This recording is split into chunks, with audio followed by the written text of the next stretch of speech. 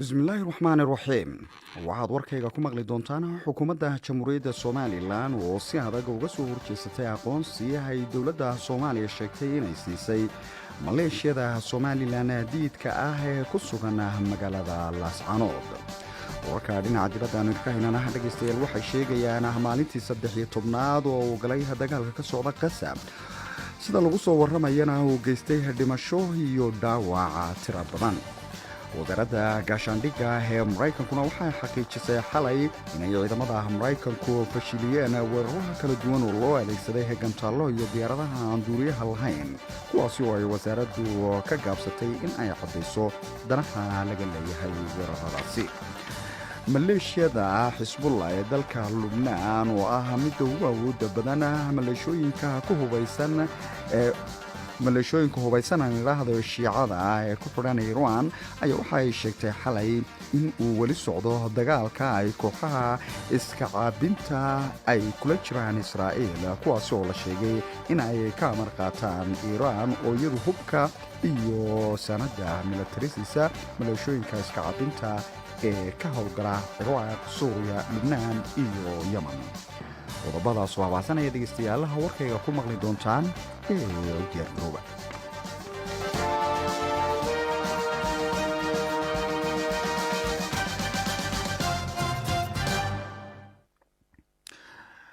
warkii oo fidsan.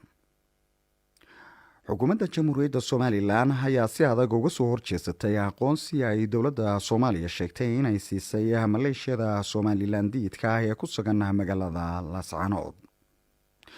war ka soo baxay wasaaradda arrimaha dibadda somalilan ayaa tallaabadan ku macnaysay weerar ka dhan ah qarannimada iyo wadajirka somalilan iyo xuduudda uu dalkani la leeyahay, waxaana ay sheegtay in arrintani ay khatar ku tahay xasiloonida geeska afrika.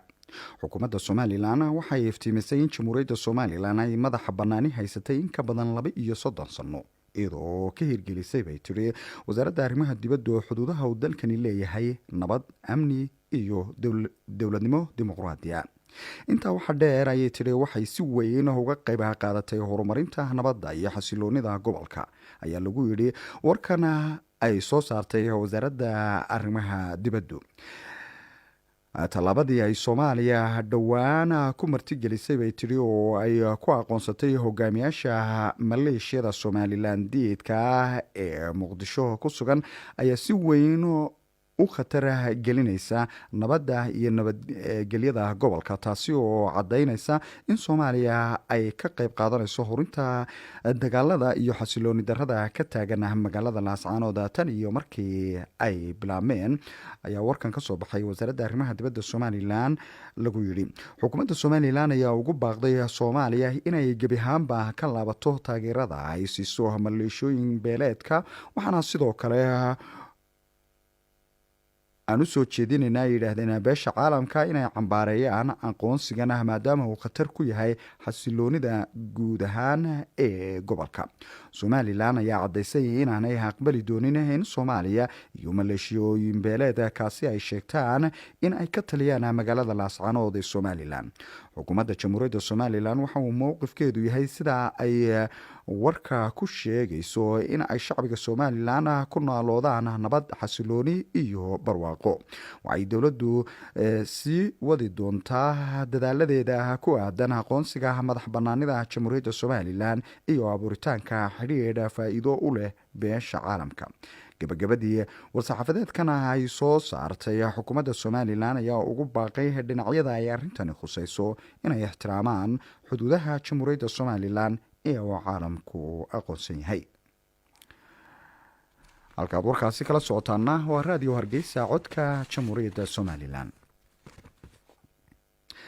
maalintii 13aad dagaalka ka socda gaza ayaa waxaa lagu soo warramayaa inuu geystay dhimasho iyo dhaawac tiro badan oo soo gaadhay falastiiniyiinta gaza. waxaa laga dayrinayaa xaalada nolosha ee ka jirta qasa waxaana ay qaramada midoobay xaqiijisay xalay inay 30 gaadhi oo kaalmada u sida qasa weli ay ku xayiran yihiin marinka rafax ee isaga gudba qasa iyo masar kuwaasi oo sugaya ogolaanshaha ay ku galayaan qasa. Israa'iil ayaa waxay ogolaatay in kaalmada la geeyo jidda qasa kadib markii uu madaxweynaha Mareykanku ku adkeeyay ra'iisul wasaaraha Israa'iil in kaalmadu ay halkaasi ay ka sii socoto maadaama uu dagaalku weli ka socdo qasa. waxay Israa'iil weli ku adkeysanaysaa in aan la geyn kaalmada aadanimo ee qasa ee ay ogoshahay Israa'iil in kaalmada la geeyo oo kaliya koonfurta qasa. geesta kalena ergeyga qaramada midoobay u qaabilsan nabadda bariga dhexe Mr. Martin Grief ayaa waxa uu sheegay in loo baahan yahay in 100 gaadhi maalintii ay ka gudbaan marinka rafax ee kaalmada aadanimo loo sii marinayo qasa, taasi oo uu sheegay in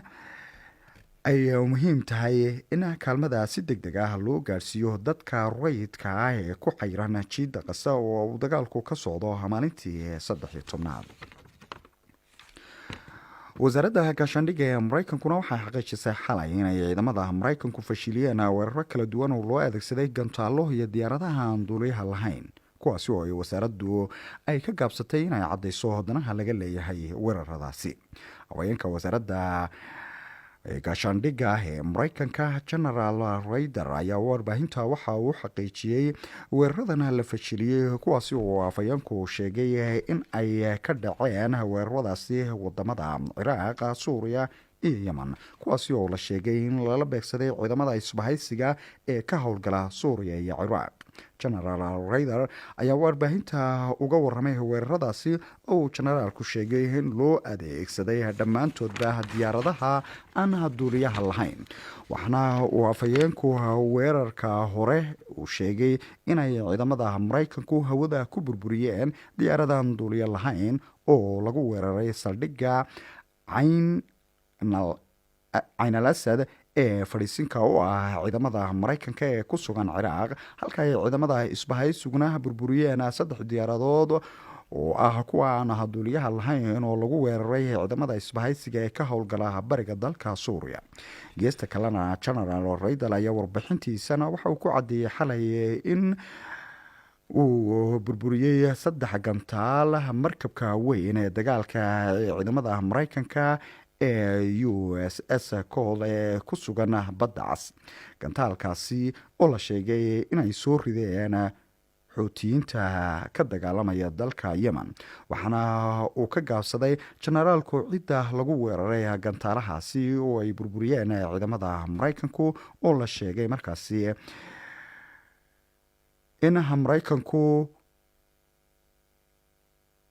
oo markaasi la sheegay in ay ka dambeeyeen malooshiyoyinka bay yidhaahdeen ku xidhan Iiraan ee Suuriya, Ciraaq iyo Yemen ka dagaalama.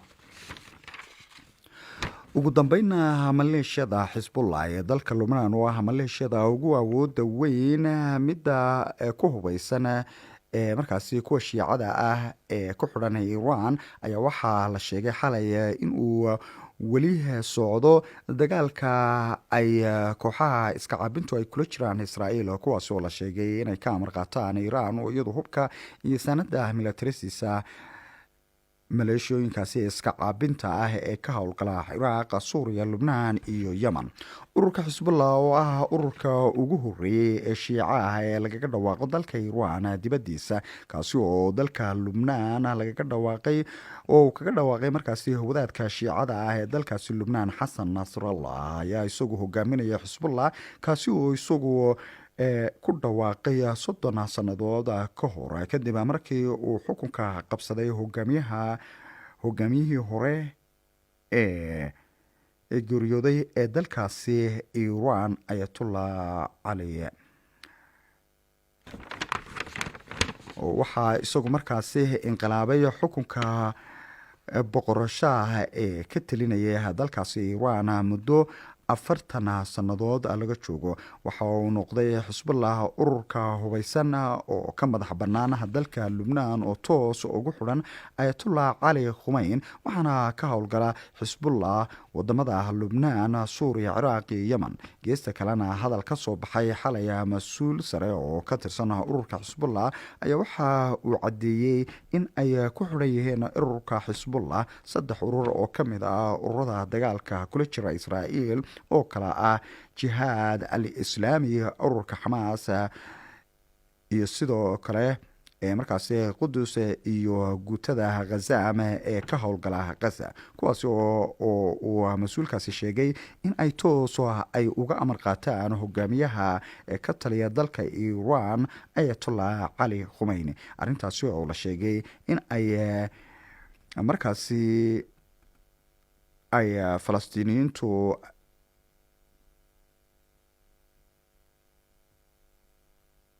ay sidoo kale beesha caalamku ay ka cadhoodeen waxay sheegeen